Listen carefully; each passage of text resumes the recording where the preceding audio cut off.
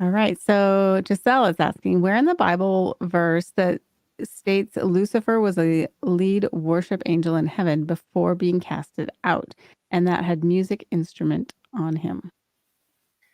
That is a really great question, Giselle. I actually love that one.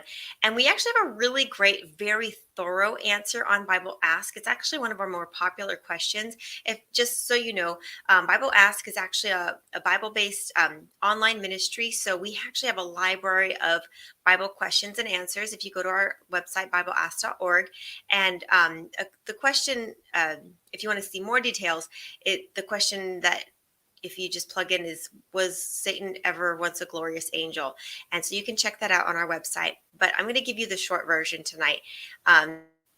So where you're going to find that basically in the Bible, as far as, how do we know that Satan was once a worship angel and that he actually had instruments built into him, is Ezekiel chapter 28.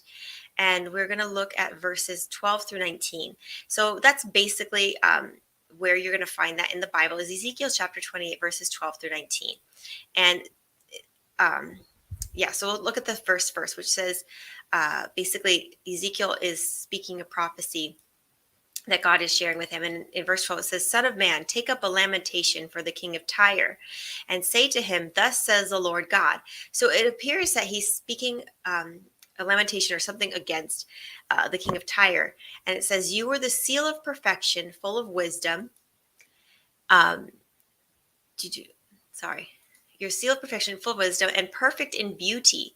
You were in Eden, the garden of God. So here we see it. This can't really be the king of Tyre, because the king of Tyre was, 3,000 plus years after Eden.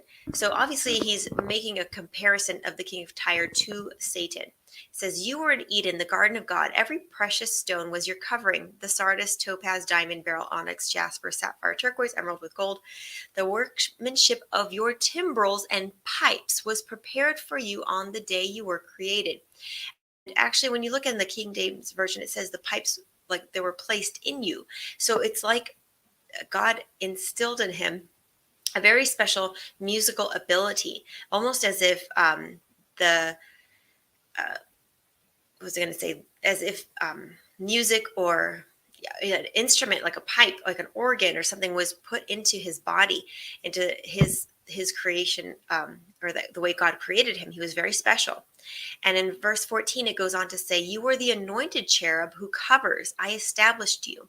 Now, this is interesting, talking about Satan being the anointed cherub who covers. Now, when you look in the Old Testament, in the book of Exodus, when Moses was called to build the sanctuary, there was a very special piece of furniture called the Ark of the Covenant.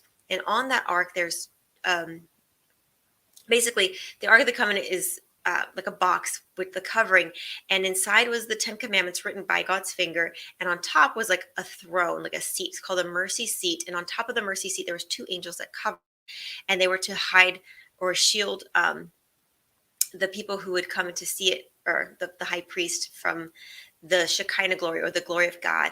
And so these were the two highest angels, and it says that he was the that Satan was one of the covering cherubs, or covering angels. So basically, there was only two angels that were this close to God, that worked this closely. And if we understand that this was in the sanctuary, we know that there's a sanctuary in heaven. We see that in Hebrews chapter 8, verses 1 and 2, that there's a sanctuary in heaven that the Lord built. And so, yes, Satan was definitely part of the worship service, because he was in the most holy place doing a most special work. There was only one other angel as close to God as he was. And if I was going to take a guess, I can't say this for certain, but if I was going to take a guess, who would that other angel have been? I would guess it would be Gabriel.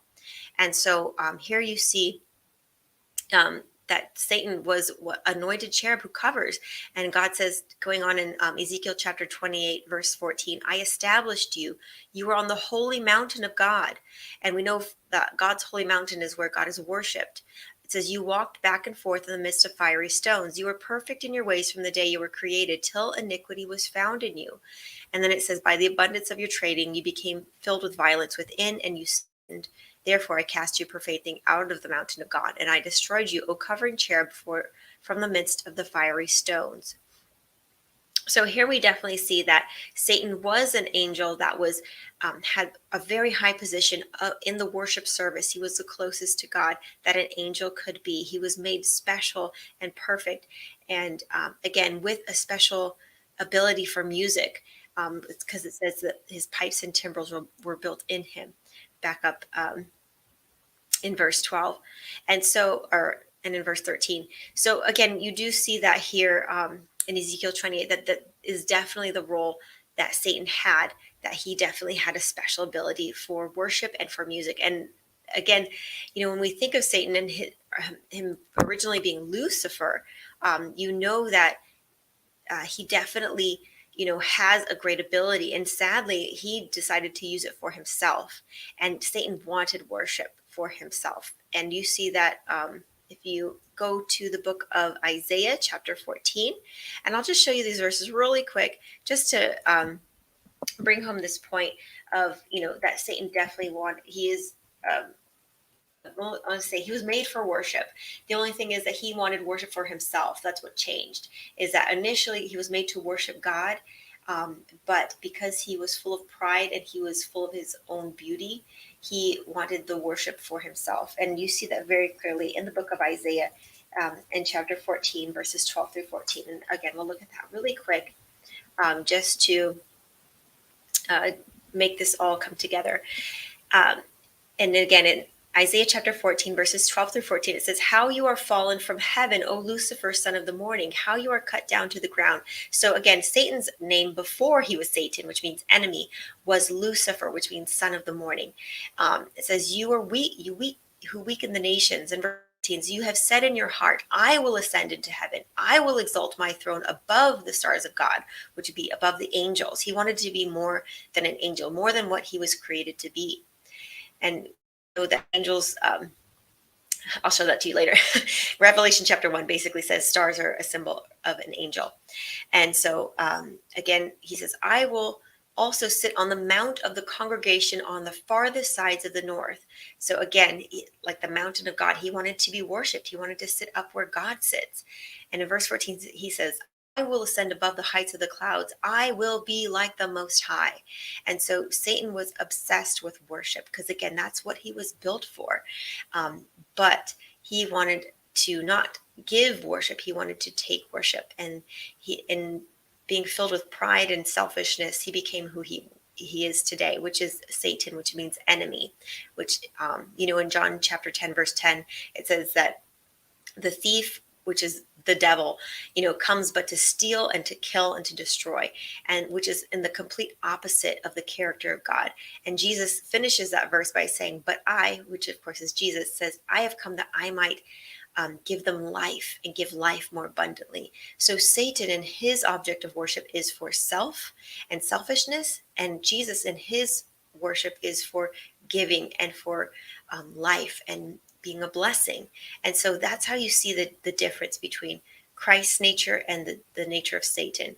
And so I love this question because absolutely, yes, we do see that there is, um, you know, a difference between Satan and his, method of worship. Because the thing is that we have to be careful. This is just a side note. Sorry to plug one more last thing. A side note. We have to be careful of our worship we give. Because not all worship is true worship. And God calls his people to worship him in spirit, having the Holy Spirit, but also in truth. So in accordance to the Bible, in accordance to the word that Jesus has said, because Jesus says, "I am the way, the truth, and the life, and no man comes to the Father but through me." So we definitely need to be sure that we're worshiping God the way that God calls us to worship him, and not the way we want to, or the way Satan would have us, which is after selfishness. And we definitely see, this as an object lesson in the book of Daniel, chapter 3, when there were, the king sets up a statue and says everybody has to bow down and worship. But there are three Hebrew boys, their Babylonian names being Shadrach, Meshach, and Abednego, and they say, "No, we're not going to worship. We refuse to." And, God honors them, saving them from the fiery furnace. And in the same way, God is calling us to give him true worship, no matter what the cost. Because in the end of time, when we look at Revelation chapter 13, there is going to be a time when there's worship, or, it's going to become a matter of worship. Are we going to worship the beast, or are we going to worship Jesus, the true God? And so I just pray that we would, not follow the example of Satan, which is to try to do worship in the way we want, in the way we think is best, or just like Cain, the first false worshiper who slew his brother because God didn't accept his false worship, but that we would be true worshipers of God and worship him in spirit and in truth. And just one last thing. And I know I looked at Ezekiel chapter 28, which is the answer to your question. People will say, well, this is the king of Tyre. It's talking about Satan, but it's a symbol of what the king of Tyre was being. The king of Tyre was being like Satan. And if you look at Mark chapter 8 verse 33, there's a time where Jesus calls Peter Satan. He says, Peter says something false, and Jesus says, get behind me, Satan. And so oftentimes, obviously Peter didn't turn into Satan in that time. It was just that Peter spoke words that were from Satan because they were against the will of God. And so in like manner, it's the king of Tyre is being likened unto Satan in this instance. And so just to make that clear, because I know there's a big thing out there where like, oh no, this is not about Satan, it's about the king of Tyre. No, this is definitely about Satan. So just want to put that out there.